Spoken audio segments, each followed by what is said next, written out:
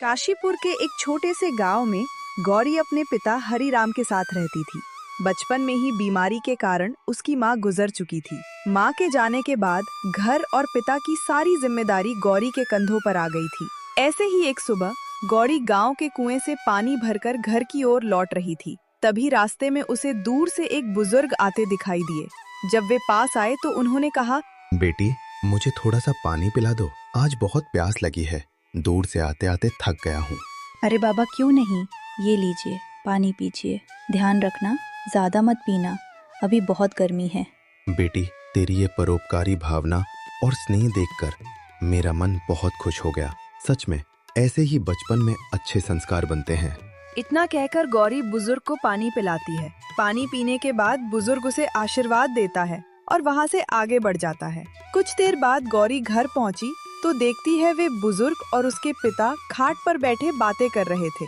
हरिराम जैसे ही गौरी को देखता है तो अपने दोस्त से कहता है, ले भाई रत्नलाल, आ गई मेरी बेटी। इसी के बारे में पूछ रहा था ना, बहुत ही होशियार बच्ची है। बस मेरी गरीबी और इसकी माँ के ना रहने के कारण इसका बचपन छिन गया। आ बेटी, ये तेरे चाचा हैं, मेरे बचपन के दोस्त। रत्नलाल हरिराम के ही पुराने दोस्त थे, जो कि दूसरे गांव में रहते थे। कई साल बाद वे हरिराम से मिलने आए थे। गौरी कुछ बोलती उससे पहले ही रत्नलाल बोलते हैं, भाई हरिराम, तेरी बेटी बहुत संस्कारों वाली है। आज कुएं पर इसने ही मुझे पानी पिलाया। और कोई होता तो पहले मेरी जात पात पूछता, फिर कहीं जाकर पानी पिलाता।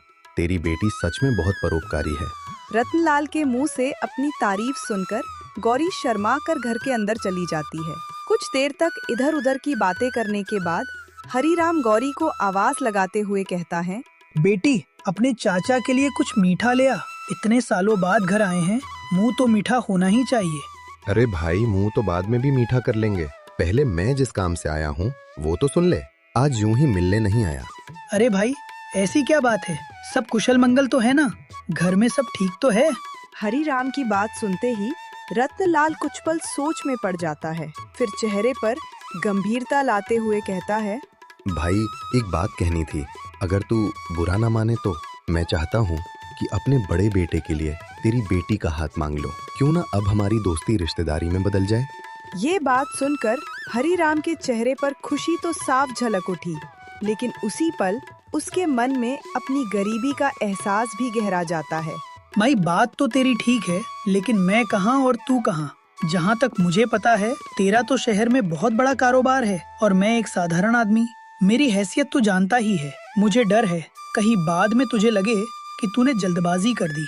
अरे हरिराम, पैसों की तू बिल्कुल चिंता मत कर। मेरे बेटे के लिए कई बड़े बड़े घरों से रिश्ते आए हैं, लेकिन मैं दौलत नहीं देख रहा। मैं तो ऐसी बच्ची को अपने घर की बहू बनाना चाहता था जिसमें संस्कार हो, अपनापन हो। वो सब मैंने तेरी बेटी के अंदर देख लिया है। तू बस हाँ कर दे, बाकी सब कुछ मुझ पर छोड़ दे। रत्नलाल की बातें सुनकर हरिराम का मन हल्का हो जाता है और वो आखिरकार रिश्ते के लिए हामी भर देता है। उधर किवाड़ की ओट से खड़ी गौरी भी ये सब सुन रही होती है। हाँ, ये बात हुई ना खुशी की। अब जल्दी से मिठाई मंगा भाई, अब तो सच में मजा आएगा मुंह मीठा करने में। आज तो हमारी दोस्ती ने एक नया रिश्ता पा लिया है। अरे भाई, मिठाई तो अभी मंगवाता हूँ। आज तो सच में मेरे घर खुशियों ने दस्तक दे दी। तूने मेरी बेटी को इस काबिल समझा, यही मेरे लिए सबसे बड़ी दौलत है। तू बैठ, मैं अभी गौरी को कहता हूँ चाय नाश्ते का इंतजाम करे। आज ये घर तेरा ही है। हरिराम की आवाज सुनकर कुछ ही पलों में गौरी हल्की सी झिझक के साथ नाश्ते की प्लेट लेकर बाहर आ जाती है। बेटी, आज से ये तेरे ससुर हैं, इनके पैर छू। इन्होंने तुझे अपने घर की बहू बनाने का मान दिया है।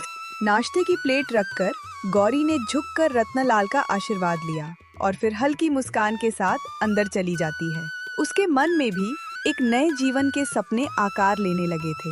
भाई, मेरा बड़ा बेटा आदित्य शहर का सारा कारोबार संभालता है, बहुत समझदार और जिम्मेदार हो गया है। और छोटा बेटा करण गांव में रहकर खेती बाड़ी देखता है। मैंने जब उससे शादी के बारे में पूछा तो वो हंसकर बोला, पिताजी, आप जैसे ठीक समझे वैसे ही मेरी शादी कर दीजिए। मुझे आपके फैसले पर पूरा भरोसा है। बस उसी दिन मुझे लगा कि अब समय आ गया है। हाँ भाई, बड़े नसीब से मिलती है ऐसी संतान जो माता पिता का इतना सम्मान करे। आज के जमाने में कहाँ मिलते हैं ऐसे बच्चे। सच कहूँ तो मेरे तो भाग्य ही खुल रहे। मैं तो हमेशा इसी चिंता में डूबा रहता था कि इस बिन माँ की गरीब बच्ची को कौन अपनाएगा? कौन इसे अपना नाम देगा? अरे पगले, अब तेरी ये चिंता मेरी है। गौरी अब सिर्फ तेरी बेटी नहीं, मेरी भी बेटी है। तू बिल्कुल चिंता मत कर, शादी का सारा इंतजाम मैं खुद करूंगा। धूमधाम से बारात आएगी और तेरी बेटी पूरे मान सम्मान के साथ मेरे घर जाएगी। भाई, तूने आज मेरा सिर गर्व से ऊंचा कर दिया। मैं तेरा ये एहसान जिंदगी भर नहीं भूलूंगा। भगवान करे ये रिश्ता हमेशा खुशियों से भरा रहे। अरे भाई, ये कोई एहसान नहीं, ये तो अपनेपन का फर्ज है। अच्छा, अब मैं चलता हूँ। घर जाकर तैयारी भी तो शुरू करनी है। जल्दी ही शुभ मुहूर्त निकलवाकर खबर भेजूंगा। इतना कहकर रत्नलाल वहाँ से विदा लेकर अपने घर के लिए निकल जाते हैं। उनके जाते ही हरिराम घर के अंदर जाता है और गौरी को पुकारकर उससे बात करने लगता है। बेटी, तू खुश तो है ना इस रिश्ते से? तेरी खुशी मेरे लिए सबसे ज्यादा मायने रखती है। अगर तेरे मन में जरा भी संकोच हो तो बेझिझक बता दे। पिताजी, मेरे जाने के बाद आपका ध्यान कौन रखेगा? सुबह की दवाई कौन देगा? खाना कौन बनाएगा? मैं आपको अकेला छोड़कर कैसे चली जाऊं? मुझे नहीं करनी शादी। पगली, बेटी का घर तो एक दिन बसता ही है।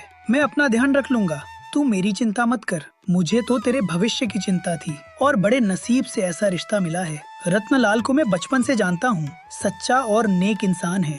पर पिताजी, अगर वहाँ मुझे अपनापन न मिला तो? अगर मैं आपको बहुत याद करूँ तो? अरे मेरी बच्ची, जहाँ संस्कार और सच्चाई होती है वहाँ अपनापन खुद चलकर आता है।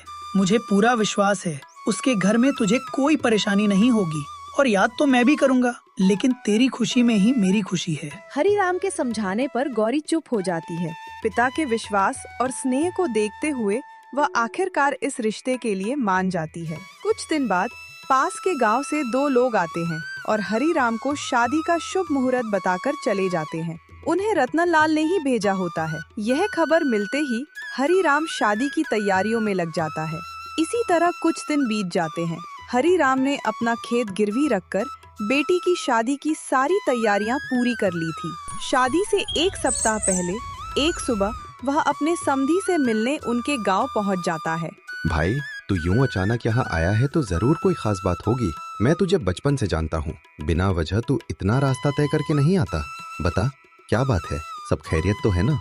हरिराम कुछ पल चुप रह जाता है, जैसे मन में चल रही बातों को शब्द देने की हिम्मत जुटा रहा हो। फिर धीरे से हाथ जोड़कर बोलता है, नहीं भाई, मैं तो बस ये बताने आया था कि मैंने शादी की सारी तैयारियां कर ली हैं। आप एक बार चलकर देख लो, अगर कहीं कोई कमी रह गई हो तो बता देना, ताकि आपके मेहमानों के सामने आपको शर्मिंदा ना होना पड़े। मेरी तरफ से कोई कमी ना रहे, बस यही चाहता हूँ। हाँ हाँ, मुझे सब पता है। तेरे पास एक ही खेत था और तूने वो भी गिरवी रख दिया। उसी पैसे से ये सारी तैयारियां की हैं, है ना? क्या तुझे मुझ पर विश्वास नहीं था? जब मैंने साफ कह दिया था कि शादी की सारी व्यवस्था मैं कर लूंगा, तो फिर तूने ये सब क्यों किया भाई? रत्नलाल की ये बात सुनकर हरिराम आश्चर्य में पड़ जाता है। कुछ क्षण चुप रहने के बाद वह हकबकाते हुए जवाब देता है, माफ करना भाई, अगर तुझे बुरा लगा हो तो, लेकिन बेटी की शादी के लिए कुछ तो मुझे भी करना चाहिए। आखिर वो मेरी इकलौती संतान है। उसका कन्यादान मेरा फर्ज है और उसकी खुशियों में मेरा भी थोड़ा सा योगदान हो, बस यही चाहा था। मैं अपनी जिम्मेदारी से पीछे कैसे हट जाता। हरिराम की बात पूरी होते ही उसका गला भर आता है और वह रो पड़ता है। यह देखकर रत्नलाल तुरंत अपने छोटे बेटे करण को आवाज देता है। कुछ ही देर में करण हाथ में जमीन के कागज लेकर वहां आ जाता है। ले भाई, अपनी अमानत संभाल और आइंदा फिर कभी ऐसा मत करना। दोस्ती में हिसाब किताब नहीं होता। तूने मुझे पराया समझ लिया क्या? इतना कहकर रत्नलाल ने खेतों के कागज हरिराम के हाथ में रख दिए। हरिराम हैरान होकर उन्हें देखता रह जाता है। अरे ये क्या? ये तो वही कागज है जो मैंने गिरवी रखे थे, लेकिन ये तेरे पास कैसे आए? मैंने तो किसी को कुछ बताया भी नहीं। करण आसपास के गांव के सभी लोगों को जानता है। उन्हीं में से किसी ने खेत गिरवी रखने की बात हमें बता दी। फिर मैंने उसे भेजा और वहीं से ये कागज छुड़ा कर ले आया। भाई, तेरी बेटी अब मेरी भी जिम्मेदारी है। मैं कैसे देख सकता था कि उसके लिए तू अपना सब कुछ दांव पर लगा दे।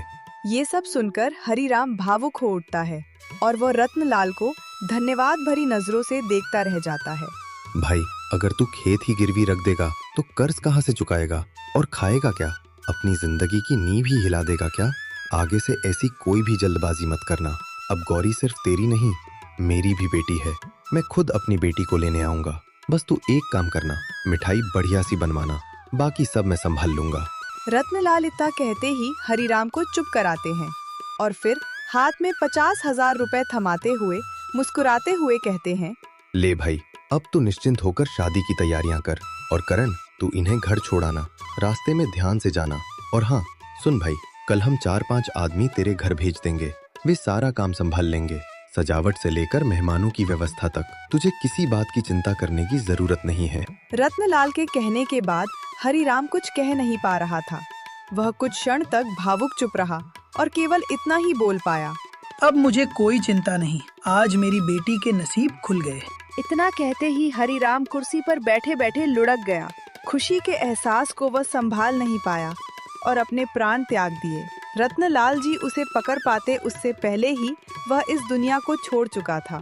रत्नलाल जी अपने दोस्त से लिपट कर रोते रहते हैं। वे अपने दोस्त की अंतिम यात्रा लेकर उसके गांव पहुंचते हैं। जब गौरी को यह पता चलता है, वह रोते रोते बेहोश हो जाती है। हरिराम का अंतिम संस्कार बड़े श्रद्धा और शोक के साथ किया जाता है। रत्नलाल जी अपने परिवार के साथ वहीं रुक जाते हैं। तेहरवी के 1 सप्ताह बाद वे सादगी से और खुशी के साथ आदित्य और गौरी की शादी एक मंदिर में करवा देते हैं। बेटा आदित्य, आज से गौरी सिर्फ तेरी पत्नी नहीं, मेरी उस दोस्त की अमानत भी है जो अब हमारे बीच नहीं है। और गौरी, तू बेटी बनकर इस घर में आई थी, बहू बनकर नहीं। मैं कोशिश करूंगा कि तुझे कभी अपने पिताजी की कमी महसूस ना हो। तुम दोनों हमेशा एक दूसरे का साथ निभाना, यही हरिराम की सच्ची श्रद्धांजलि होगी और मेरा आशीर्वाद भी। हरिराम के त्याग और प्यार की कहानी हमें यही सिखाती है कि माता पिता की संतुष्टि और बच्चों की खुशी से बड़ा इस संसार में कोई धन नहीं।